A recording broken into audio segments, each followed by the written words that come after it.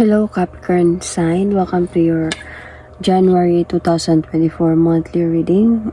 Okay, so medyo sobra akong na-busy talaga and na-late na ako actually dito.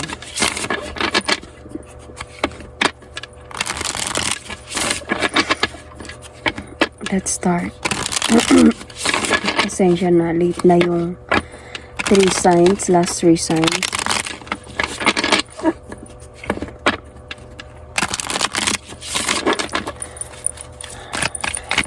Capricorn cross-watchers, pwedeng kayo hindi sila Capricorn. So, please do watch your other placements kahit maka-resonate kayo or hindi. Dahil pwedeng mag-connect. Doon yung reading ninyo or pwedeng doon kayo maka-resonate. However, maka-resonate pa din kayo. So, ano yung pwede mangyari sa January 2024 Capricorn sign sa love life niya?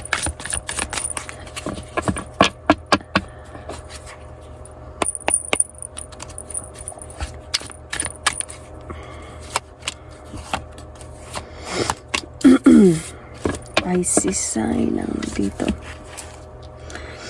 So, Capricorn sign, I can see here that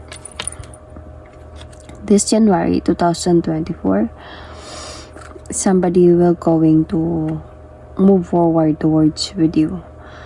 I can see you are a single or starting to move on or nagmo-move or moving on ka na when somebody will move forward towards with you.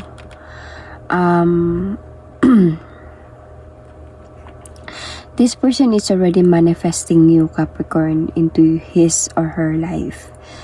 I think this is someone na hindi naka-move on from you.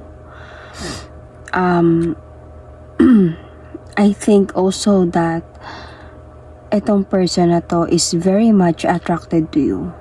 Sobrang attracted talaga siya sa'yo and he or she is waiting for a sign from you na siguro sagutin mo siya, kausapin mo siya, or something. He's just waiting for a sign for the enlightenment. Because I think ikaw, Capricorn, is sobra kang nagfo-focus sa iyong finances and career, sa iyong life, might be in moving on process, reaching your goals actually.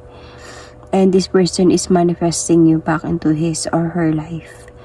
I think that meron mga realizations, spiritual awakening dito sa taong ito, clarity sa kanya that hindi pa talaga siya naka-move on from you. So, Capricorn, I can see here that this person is willing to fight for your relationship. Again, nung time siguro nung hindi kayo nag-uusap, andun siya sa point that realizes na ikaw talaga yung gusto niya makasama and wanted na maulit yung mga pagmamahalan ninyong dalawa. Nung time na yun, hindi naman siya gumib up talaga. I mean, yeah, hindi siya gumib up. Parang, andun lang siya sa point of giving up or holding on. Kaya, he decided na to come back to you because I think this person see your worth.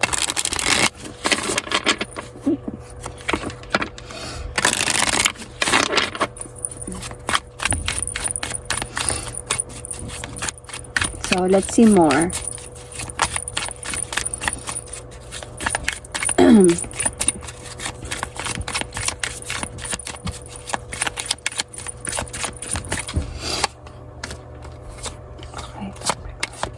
You might be dealing with the same Capricorn or might be this is you. Okay, I can see here this is the person, your person. Parang madami na kayong pinagdaanan ng person na to. Nakita ka kasi parang nag-away kayo nito. And then have decided talaga this person came back and have decided to choose you still. Kaya kinausap ka niya. this person, I think, wanted to have a rebirth with you and to focus this time to fight for your relationship, or sabi natin kung some of you are married or some of you are committed talaga. Gusto niyang ipaglaban to. He wanted to transform. I think before na-trap siya sa situation, but the love na meron siya sa'yo remains. I think this January 2024, this person wanted to come back and to prove you na matured enough na ako to handle the situation, kaya ako na ipaglaban yung pagmamahala natin dalawa, and naghihintay lang ako sa'yo kung kailan mo ako tanggapin ulit, kung kailan mo ko patawarin, kasi nakita ko sa'yo part dito, Capricorn, is nagmo-move on ka na. So let's see about ano yung mga kailangan mong malaman in this situation. Okay. Pasensya na medyo sumama yung pakiramdam ko.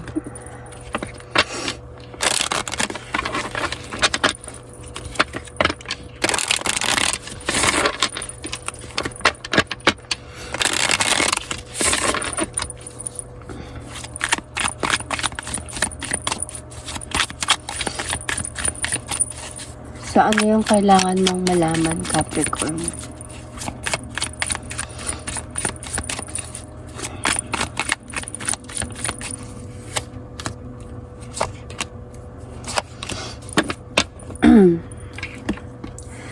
So, Capricorn, I can see pag time na kakausapin ka na ng person na to, matatrap ka sa situation. Makaramdam ka na hindi ka pa rin pala nakamove on din sa kanya. Andon sa point that there is a possibility of having a rebirth between you and this person. I think that from those time na binaliwala ka niya or pinabayaan ka niya, you will going to take the leap of faith towards a new beginning of this person. Kasi hindi ka pa nakamove on eh. But then, I think you will going to parang guard yourself a bit. Parang you wanted to learn, for this person to learn some lessons to prove him na this time parang hindi ka na same before na nagpakatanga sa kanya, something like that. But I can still see a celebration between you and this person. Yeah. I can still see a pagbabalikan. Meron pa din pagbabalikan. Ibig sabihin, there is a possibility that what you need to know here is may possibility na matatanggap mo pa din siya ulit sa buhay mo. Okay? Kasi, Capricorn sign, nakita ko kasi dito, ang dami nyo ng pinagdaanan ng person na to. With the Lover's card, the love is really there. The connection, the love. Nag-away kayong dalawa. Hindi ko alam kung what is the reason. Might be there is trapping in situation. Might be third party. So, pero ang dami nilang pinagdaanan ng taong ito eh. So, hindi na to minsan lang nangyari. Might be naging worse lang talaga, kaya umantong kayo sa point na naghiwalayan na talaga kayo. And nakikita ko din talaga dito that parang you really gave space to each other already, kasi andun ka sa point na parang nag-move on ka na, or sabihin na natin nag-move on ka na. You're already reaching your goals here. But then this person, when he came back, parang sobra pa din siyang into you. I think this person is just spying on you or something like that, waiting for a sign kung kailan mo siya tanggapin ulit, you know. And you are also, I think, dito sa point na waiting for the enlightenment of your life. I think na nandun ka din sa point na nagmamasid ka na this time about things na totoo pa ba tong person na to or hindi na. Pero the problem here is not totally problem, pero parang lang siya, what you need to know. Kasi hindi naman siya totally problem eh. Kung mahal mo pa naman talaga siya, parang may nakikita kasi ako or may nararamdaman kasi ako dito sa reading na to na parang pride. Pride na gusto mong ipakita, or is it vice versa, takes what resonates, na worth it ka, na bakit mo ko iniwan, bakit mo ko ginanito, bakit mo basta-basta na lang, something like that, whatever did happen to the both of you. Parang ando sa point na gusto mong ipakita din sa kanya, yung paramdam sa kanya. So ito yung nararamdaman ko sa reading to. But the thing here is, natatrap ka pa rin because through this, you know na hindi ka pa din naka-move on from your person, and trap ka. Ibig sabihin, naiipit ka sa situation because you also want a rebirth from this person. So, kaya yun yung pwede mangyari, na there is a possibility of coming back together again. Okay, this January 2024. So, let's see about the possible outcome or positive outcome na pwedeng mangyari sa relationship niyo.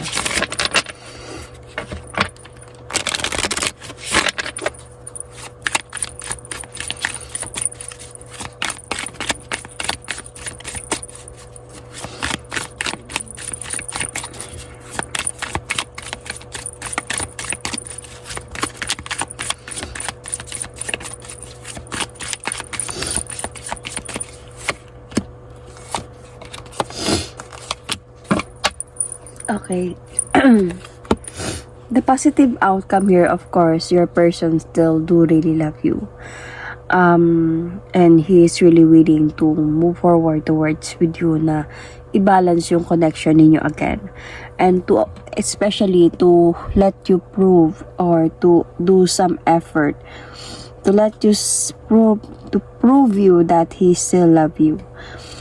At doon sa point na through your separation na nangyari sa inyo, he is willing to offer you a second chance, a new beginning. And nakapag-decide talaga na siya dito sa point na to, na he really wanted to transform into a better one, to choose you, na ayusin yung mga hindi niyo pagkakaunawaan, to talk to you about this. Para hindi na to magli-leave sa'yo ng confusion and stress. So, this is quite the positive outcome na pwedeng mangyari sa reading mo, Capricorn. So, anyway, you might be dealing here with Pisces sign, Gemini, Capricorn, or both Capricorn sign. Might be this is you. Cancer, Scorpio, Pisces is also here. Sagittarius sign is also here. Libra, Gemini, Aquarius as well. Sun, Moon, Rising, Venus. So, I'm going to pull an oracle card for the Capricorn people para sa reading na to.